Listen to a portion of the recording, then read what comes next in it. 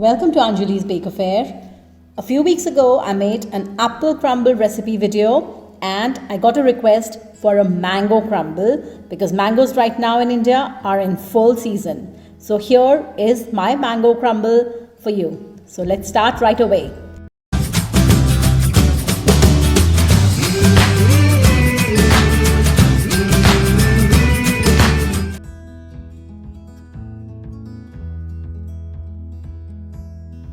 Let me begin with telling you what you need for it. For the filling, you will need mango, corn flour and some sugar. And for the crumble, you will need flour, sugar, butter, coconut. We'll begin by chopping the mango into evenly sized pieces.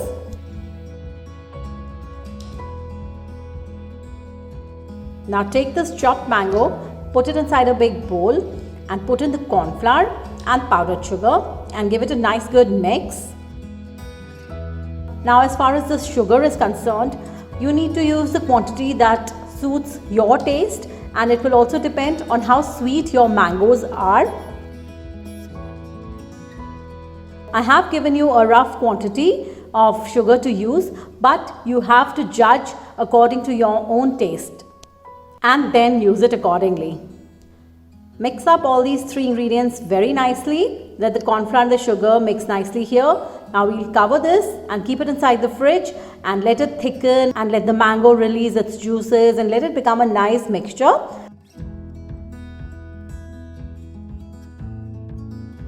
Till then, we'll go and work on our crumble topping.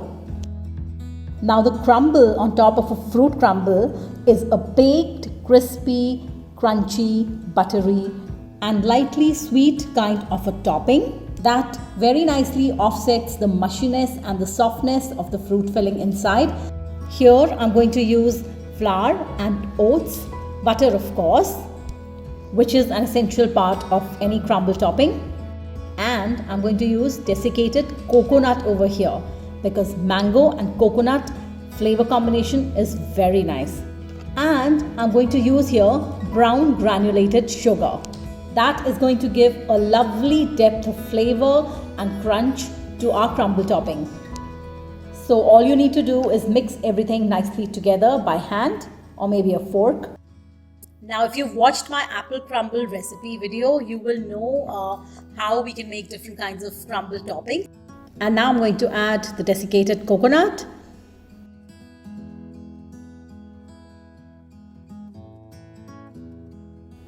Here it is. So the crumb is ready.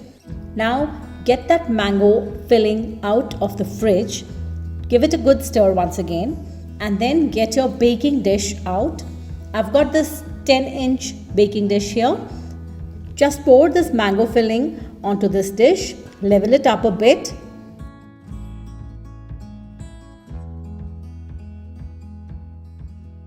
And then sprinkle this crumble all over it. Nice and even.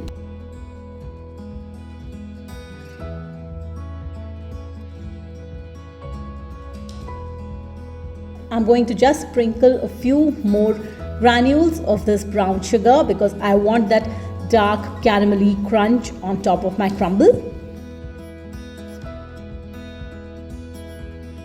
And into the oven it goes at about 175 to 180 degrees for 20 to 25 minutes.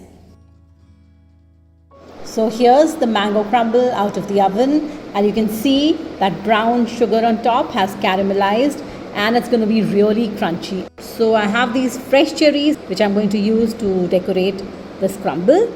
And now let's cut into it and see what it looks like. As you can see, it's crunchy. When I cut it, it's got a nice resistance to this crumb.